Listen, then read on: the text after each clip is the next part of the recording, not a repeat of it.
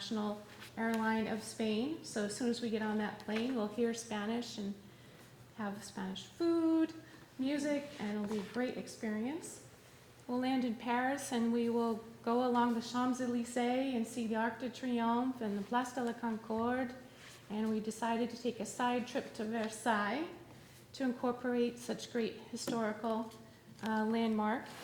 And because the kids know so much rich history about the French Revolution and reading The Tale of Two Cities, so it's all going to come alive for them. After a couple of days in Paris, we will board an overnight train. We'll have that experience on a couchette, and we will end up in Rome for the end of our trip. And we'll see the Colosseum, the Basilica, and some other great sites there. We have plenty of them listed. I should just tell you more about the different sites in Rome. Mr. Smells is so excited every day. He keeps coming over and saying, can't we go longer? Can we stay 2 more days? Can we go to Pompeii? We're all getting very excited now.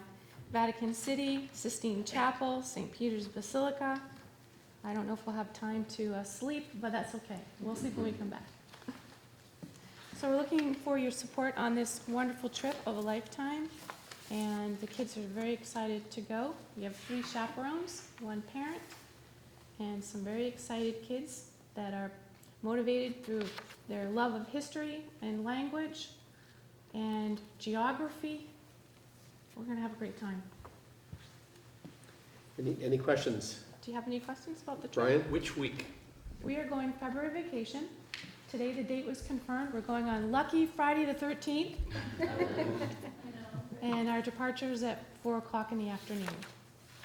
And we'll come back on a Saturday evening on the 22nd. You couldn't squeeze in Beijing for Mandarin. I know. Just too far. It's just a little too far. I think the flight's like 22 hours or so, or more. Maybe another time. Another time, we do talk about this. We talk about now we have such great numbers here and interest in all languages that we will try to do one country, single country trips in the future. An immersion trip, we're thinking of doing that, a language immersion trip next. Any further questions or comments from the committee? My question is, what is the cost per student on this? $3,200. When we priced it with adults, to go on a similar trip would be at least $3,800. It's a wonderful experience. It'll be a great experience. It's going to be a trip of a lifetime that everyone will remember. They'll remember even though it'll be, a little lack of sleep here and there, it'll be really a wonderful trip. And the kids will be able to write about it and bring their experiences with them to college later on. We have a lot of younger students. We have a lot of 10th graders, 9th graders coming from both schools, and they're not really too familiar with each other. But by day 2 or so, it'll be like one big happy family, I think, on there. Betsy, how big right now is the family? 20. You have 20 students who have signed on. Right. Can more sign up, or is it locked down now? Right now, it's locked in. All the spaces I asked today, they buy a lot of seats on a plane, and they're all sold out. A student would have to go on their own on a different plane. We heard about that today, and that we didn't feel very comfortable with that. So technically, it is kind of locked right now with just this number of students. And also Georgia Faye Smith from the middle school is going to be coming along. She's done a tremendous amount of trips. She spends a lot of time in France, and she's very familiar with everything in France. So that will be great. This will be a good addition to the trip. Sharon? Just as a follow-up, this sounds really, really wonderful. Do the students have any opportunity to do any kind of fundraising to defray their costs? We met last year, and we said that if the parents wanted to get together and, have some kind of drive anytime during the year, that we would support the drive, that we would help the kids, organize the paperwork or help, but it didn't come about. The approach was to plan early. We started planning last May, and to think about working, grandparents, cousins, odd jobs, and try to promote themselves to get people interested and invest in them.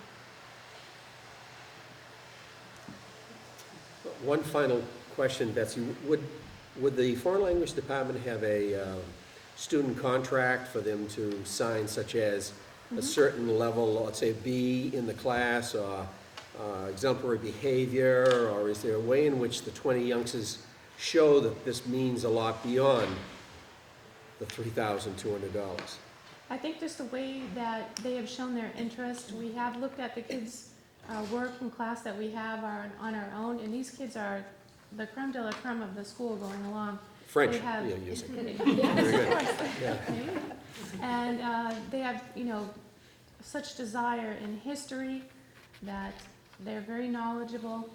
But in the future, I think that we should have perhaps an essay that they write to explain their desire to go on the trip and maintain perhaps maybe a B or B plus average. Right now, the group is so small that we just wanted to get this kind of program started and develop an interest. But those are good suggestions. Okay. Great, thank you, Betsy. All right, thank you. Could I have a motion to approve the trip? So moved. Second. All those in favor of the Monomoy Regional High School foreign trip to Madrid, Paris, and Rome during this February vacation signify by saying aye. Aye. All opposed? It's unanimous. Thank you. Thank you again, Betsy. Thank you very much. Great trip.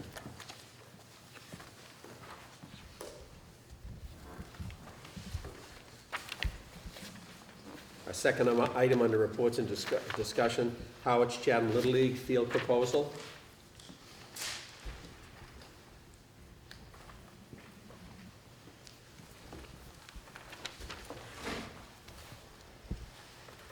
Good evening. Good evening. You're David? I'm David Poitras. Okay, David. Welcome aboard. I'm the current president of Howard's Chatham Little League. And don't ask me how it happened, because I'm still trying to figure that out. We're here tonight to request permission to continue using and improving the former Howard's Middle School fields, as we have done for many years now. We understand that these practice fields behind the school are to stay in control of the Monomoy Regional School District because the elementary school septic system, I guess, is out there and can't be disturbed regardless of what the repurposing committee decides to do. Some of you may remember in this board and other school boards that when we built the new school here, we lost 2 practice fields that the Little League used all the time. Thankfully, when Chatham was added to our Little League charter, the Chatham Rec made a couple of fields available for our use, which they continue to do. However, we've continued to grow our league, and it's as strong as it's ever been. We now consistently provide baseball to over 200 girls and boys every year at a very affordable fee. Our fundraising proceeds over the years have continued to help us improve and maintain the fields we have used, including the old Howard Middle School area in question. The Centio Baldwin field out front here that we use primarily for games, so practice fields are sorely needed. The new field that the Howard Rec has built behind the Howard Community Center is difficult for us to use because of their own programs and their continued renting to outside organizations. Although we put in for use on that field and the Potter's Field through the Rec Department, we were only issued 50% of our requests. Our proposal, I believe, is a win-win for the league, the school district, and the community. We will continue to do what we've always done there anyway, and the Monomoy Regional School District would have no expense in maintaining and improving the fields. The elementary school would still have the use of it for field days, recess, and whatever else they would need for the kids there. All we ask is that we have preferential rights to use the fields during our season, which is when the school would not be using them anyway. Some of the projects that we are ready to move on as soon as possible, if we can get the okay, just this afternoon, Landmark Fence has given us very affordable and discounted estimates, knowing that we're a 501c3 nonprofit and have limited funds to spend to do the following. We want to repair and improve both existing backstops, which on my makeshift plan that I gave everybody would be M1 and M2 immediately. We'd like to extend baseline fence that's already there for safety of spectators that are now there watching the kids play and practice. We want to add new baseline fence to what we'll call M2, which is the existing older backstop for the same reasons. If we would happen to have room, our T-ball level, which is called single A level play, in the opposite corner, they have a smaller backstop they designed specifically for us to install for the younger level, which would be called M3. We have local businesses like John Canto as well as R&B Landscaping ready to provide equipment and manpower to do the following at little or no cost to the league. That would be peeling the top layer of the existing crabgrass that's kind of growing in there, and then install bluestone to create the infield like we did on the other school at Howard Middle School for a few years back. We also have an existing portable outfield fence, which we have used there in the past, that we would like to reinstall. All this would be at no expense to the district, as we rely on mostly donations and volunteers to do all of our work. We have done similar work to the Cynthia Baldwin Field out front here at the entrance to the new Monomoy High School that we had promised we would always do. We are proud of this work and the appearance at that field. I am confident that the district and community would be proud of what we can accomplish at the fields behind the old Howard Middle School as well. Thank you. Thank you, David. Questions? Sharon? I just have a question, when the season is and what time of day? Our season runs from the beginning of April till the end of July. Most of the times we use that field, which would never conflict when the middle school had sports over there, which they don't now. We would start at 5:30 and use the field till 7:30, 8 o'clock. And then weekends, Saturday, most of the day we would use from probably 9 o'clock to like 3 or 4 o'clock in the afternoon. And you don't need lighting for this? No, I mean, hey, it'd be great. We just talked about the observatory. that's Yeah, not- no, we would, yeah, that would be great. We'd have to have lights, but down the line, maybe. Thank you. Brian? I think this is a tremendous idea. I support this completely for a couple of reasons, one of which is that they really have done a great job in maintaining the field in front of the high school, which is, as you say, it is the first thing people see when they come around the corner, so. Thank you. And I know that was a concern Yeah. way back when we were. Yeah, and you guys have done a great job, and you know, this is the kind of thing that, as I'm pretty sure you pointed out, that could be used for many years to come, could be used by the elementary school presumably. I assume people still play kickball and things Yeah. like that on Little League fields, from practice fields, right? Yeah. I believe we had a contract or a lease, or we had something in writing, I think with regard to the use of the field out here, right? Yeah, yeah. We probably want to do something similar.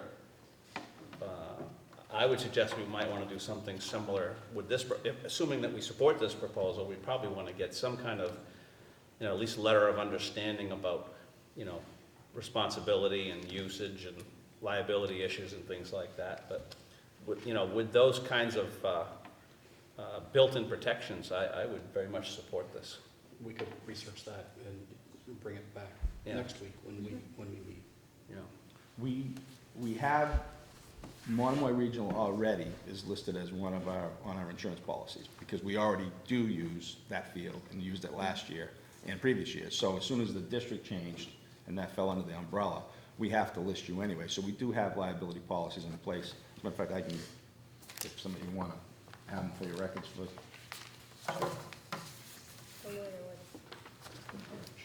Can you keep this? Yeah, sure. Yeah, one of them expires the end of this month, and then when the charter renews, we'll have the new policy, and then the other one expires. We actually have double coverage with more than coverage. Overkill is a former past president, Scott Ridley, wanted to make sure that we had plenty of insurance, and we do, and it protects us wherever we go, even when we play in tournaments in other towns. So we're really well covered. I guess I like the idea of some sort of licensing agreement, something like that.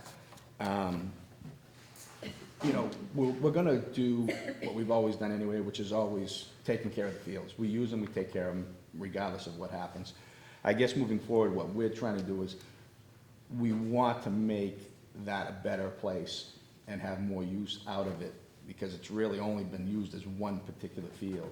And the fact that middle school sports is not played there anymore, it's going to just continue to get in disrepair, so to speak, because it's not, there's no use for it. So we're more than willing to do whatever it takes to get the okay to move forward, you know, so that hopefully we can even have the stuff ready for opening week in April.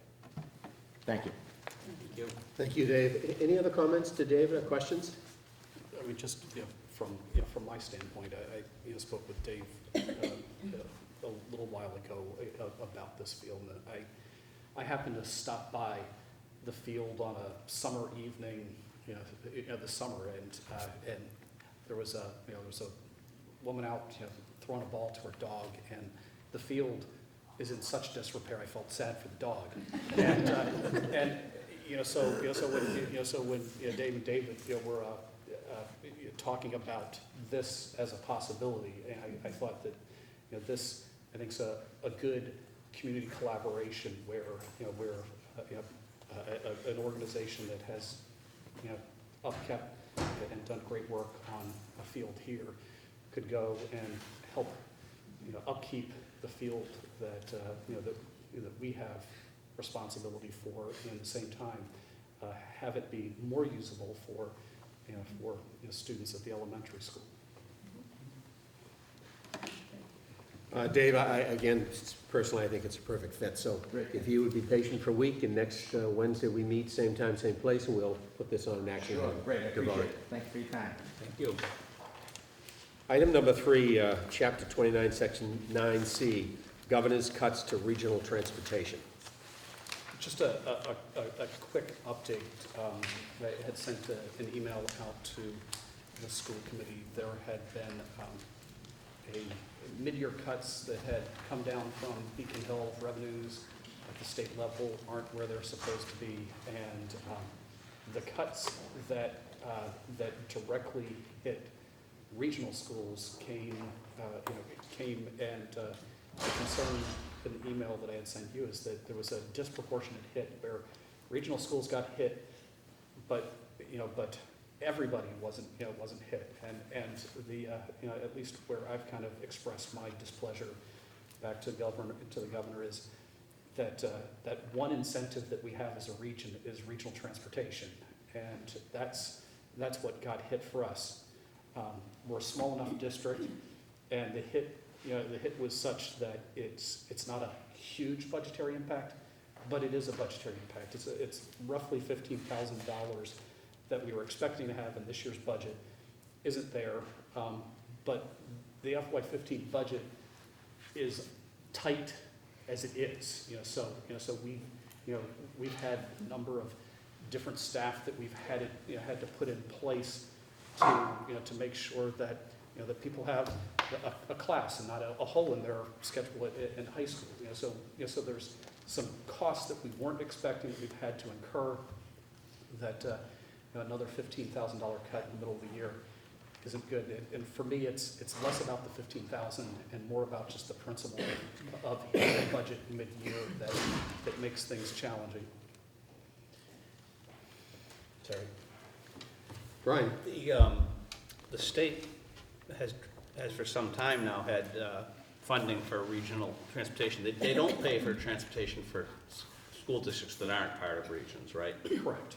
So it's just a regional thing, and which I imagine is part of their justification that they're not paying for it for single city districts. But as you point out, good luck trying to build a new school in this state without regionalizing.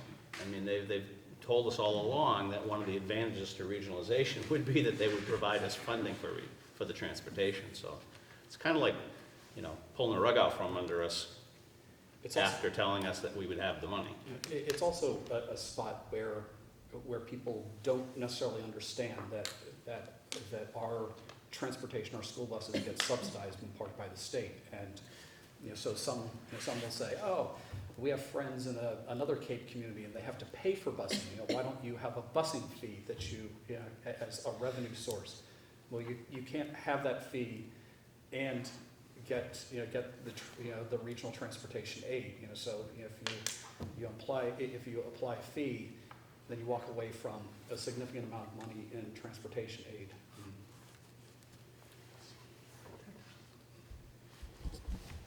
I believe it was, it ended up being like a 2% cut. Is that right off the top of my head?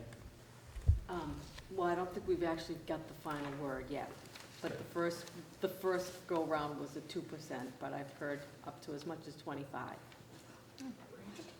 But we'll see, we'll wait and see. just keeps getting better and better. We'll wait and see. Stay tuned.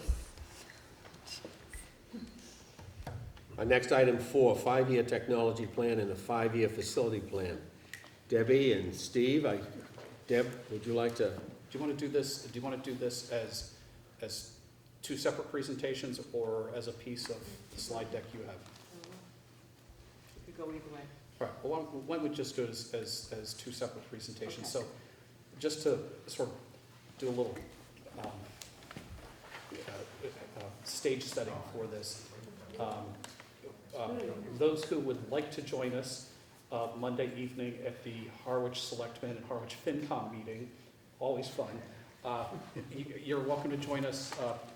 We are going to be presenting a draft of a 5-year budget forecast for Monomoy. And part of that 5-year budget forecast is what's the capital needs for the school district as it pertains to technology and our buildings. So this is two big pieces of the of the 5-year budget pie. Okay. Sharon? The stuff that you're going to present is there anything additional besides this that will be presented to the FinCom and Selectmen? It's those two, and then when I give my report, some performance data. Okay, because the last time there was some other stuff that we hadn't gotten, so I request that it be